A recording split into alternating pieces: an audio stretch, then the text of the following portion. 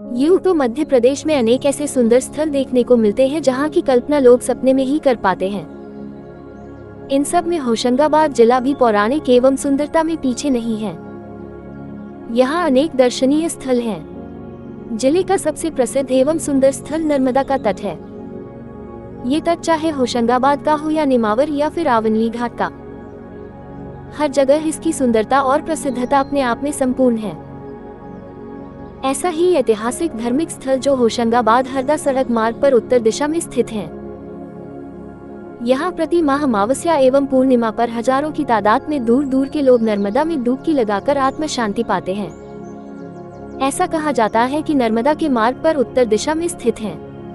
यहाँ प्रति माह अमावस्या एवं पूर्णिमा पर हजारों की तादाद में दूर दूर के लोग नर्मदा में डुबकी लगाकर आत्म शांति पाते हैं। ऐसा कहा जाता है कि नर्मदा के किसी भी घाट से दर्शन मात्र से पुण्य लाभ प्राप्त हो जाता है। नर्मदा के निर्मल जल में स्नान करने मात्र से दुष्प्रवृत्तियों का नाश होकर प्राणी मात्र में सत्कर्मों के प्रति प्रवृत्ति होने की प्रेरणा प्राप्त होती है। नर्मदा का महत्व तो यहाँ तक है कि इसमें पड़ा एक एक कंकर भी साक्षात भगवान शंकर के बराबर है, जिसकी स्थापना में किसी भी कर्मकांड अथवा शुद्धता की आवश्यकता नहीं होती। सिवनी मालवा तहसील में नर्मदा के भव्य मंदिर व घाट है, जैसे आंवली, बावरी, भिलाडिया, परंतु आंवली घाट का विशेष महत्व है। यहाँ पर हथेदंडी और नर्मदा का संगम स्थल है। आंवली घाट का प्राकृतिक सौंदर्य देखते ही बनता है। रुक्मणी जी नर्मदा मैया से मिलने आई थी।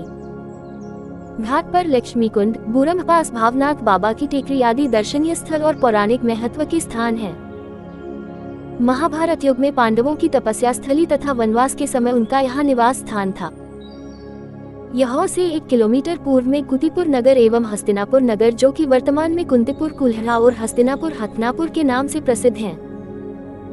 यहाँ के बारे में अनेक किंवदंतियां हैं। लक्ष्मी कुंड पर रुक्मणी जी नर्मदा जी से मिलने गई थी। यहीं पर भीम ने नदी की धारा रोकने की कोशिश की थी। आंवली घाट पर भीम द्वारा नर्मदा नदी का जल प्रवाह रोकने के लिए जो पत्थरों की चट्टानें नर्मदा में डाली गई थी, वह चट्टानें आज भी वहीं जमी है। ऐसी किंवदंती है कि महाभारत युग में नर्मदा से भीम ने कहा था, तुमसे ही शादी करूंगा। नर्मदा जी ने कहा कि यदि सुबह तक जलधारा को रोक दो। इतना सुनते ही भीम ने जल प्रवाह रोकने के लिए पर्वतों की श्रृंखलाओं को जमा जमा कर कांवड़ में पत्थर लाकर डाले। इस कार्य में भीम की माता कुंती ने भी भीम की सहायता की। उस समय नर्मदा ने विचार किया कि कहीं सुबह होने से पहले जलधारा रुक न जाए। तभी उन्होंने मुर्गा बनकर बांध दे दी। आवाज सुनते ही भीम और माता कुंती ने कांवड़ पटक दी और वह पराजित हो गए। आंवली घाट में आज भी वह पत्थरों की चट्टानें वहीं जमी हुई हैं। कुंती से मिलने लक्ष्मी जी यहीं पर आई थी। ये तट आंवली घाट के नाम से जाना जाता है। घाट पर लक्ष्मी जी के रथ के निशान भी हैं। किंवदंती के अनुसार लक्ष्मी जी रथ पर सवार होकर कुंती से मिलने आई थी। उस समय कुंती तपस्या में लीन थी। लक्ष्मी जी ने आवाज लगाई, जिस पर कोई उत्तर नहीं मिला। इससे लक्ष्मी जी रुष्ट होकर रथ सहित कुल्हड़ा कुंड में समा गई। उस रथ के चाक के निशान आज भी पत्थरों पर समान दूरी पर हैं। रेत में भीम के विशाल पैरों के निशान दिखाई देते हैं। आंवली घाट का धार्मिक पर्वों पर और अधिक महत्व बढ़ जाता है।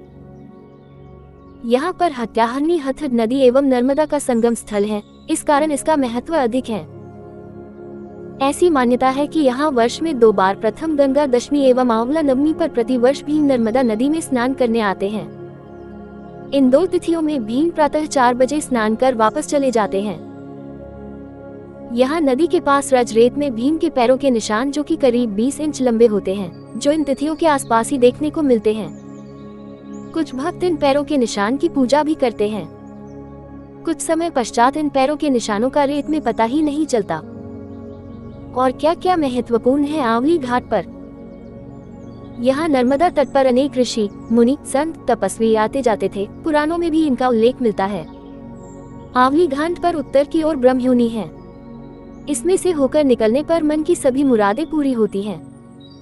कुछ लोग इसे इंद्रजोन भी कहते हैं। उत्तर तट पर मां नर्मदा के प्राचीन मंदिर हैं। वहीं दक्षिण तट पर प्राचीन नर्मदा मंदिर, श्री 1008 श्री दुर्गानंद जी महाराज धुनीवाले खंडवा की समाधि स्थल, भगवान शंकर का मंदिर, हनुमान मंदिर एवं अनेक धर्मशालाएं हैं। यहाँ सबसे प्राचीन नर्मदा मंदिर है। मंदिर में परिक्रमावासियों को ठहराने के लिए धर्मशाला है।